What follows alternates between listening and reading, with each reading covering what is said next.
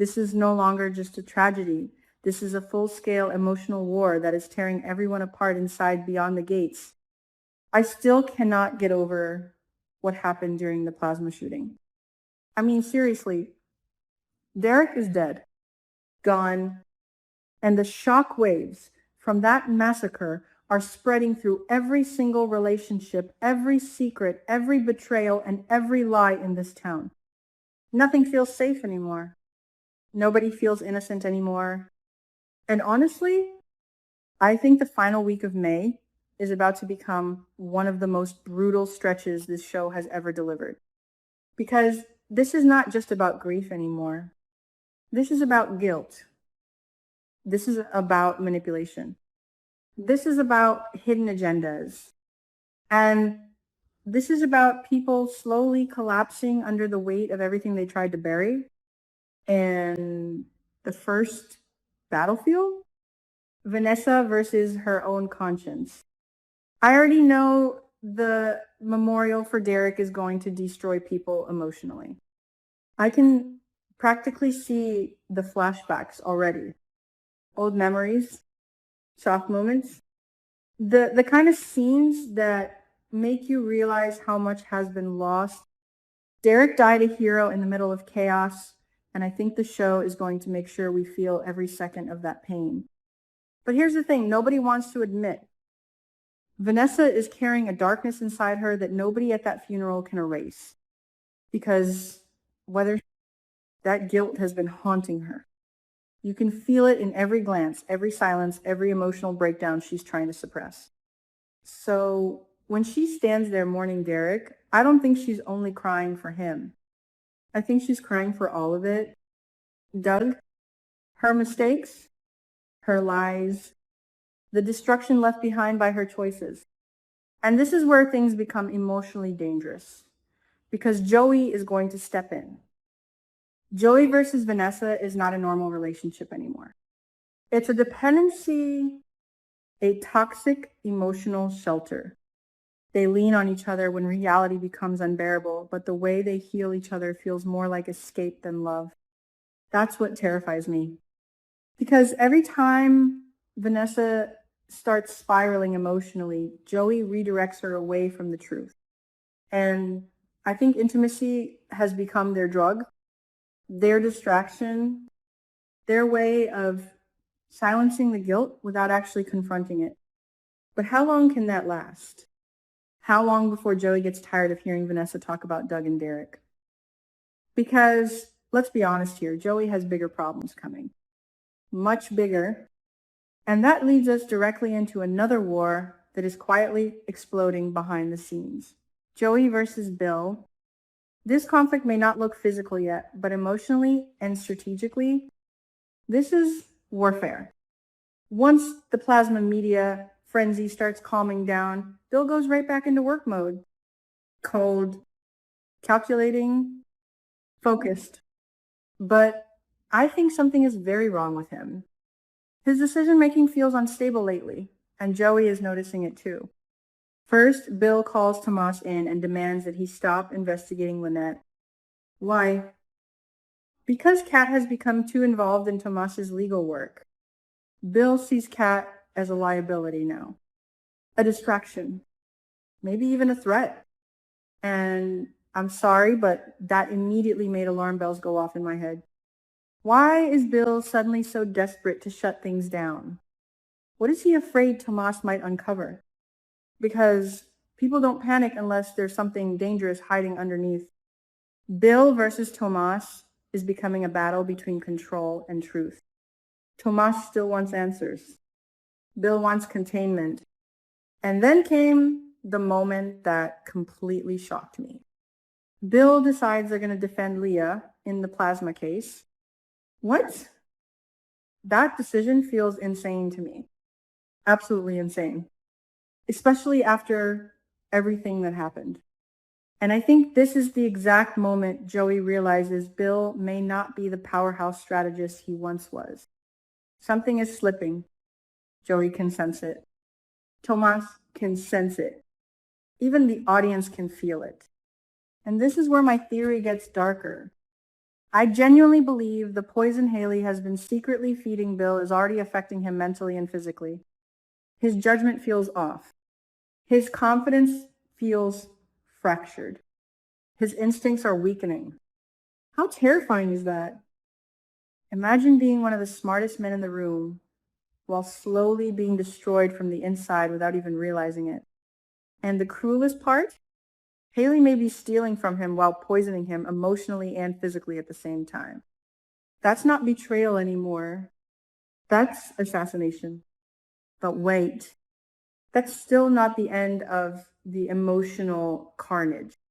Because while all this chaos unfolds, Naomi and Jacob are trapped in one of the saddest relationship situations on the show right now. Naomi versus loneliness. Jacob versus duty. After Jacob's undercover mission, they finally get time together again. But are they really reunited? That's the question haunting me. Because technically, Jacob and Grayson are still protected. Their identities were hidden in Smitty's plasma article, meaning their undercover roles can continue. Which means Jacob could disappear again at any moment. Maybe for months, maybe for years. Can you imagine the psychological torture of that? Naomi is trying to hold on to her marriage while constantly fearing her husband will vanish back into danger. There's no stability, no peace, no certainty. And then there's the secret she's hiding, the BRCA gene mutation. This detail is huge. And I don't think enough people realize how emotionally explosive this storyline could become. Naomi hasn't told Jacob yet, and that silence is becoming heavier every single episode. Because what happens if Jacob finds out too late? What happens if Naomi pushes him away because she's terrified of burdening him while he's already risking his life undercover? Or worse, what if Naomi starts believing she has no future at all? This is the kind of secret that destroys people slowly, quietly, painfully. And honestly, I'm scared for them.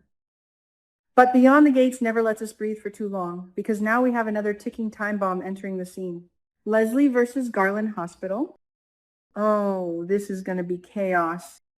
The leaks already suggest Leslie is about to interrupt the Garland press conference, and I already know disaster is coming. At first, Leslie seemed worried that Garland's scandals would damage the free clinic. That concern felt genuine.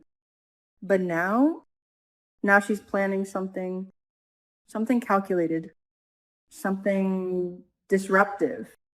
And whenever Leslie says she has a plan, people should run.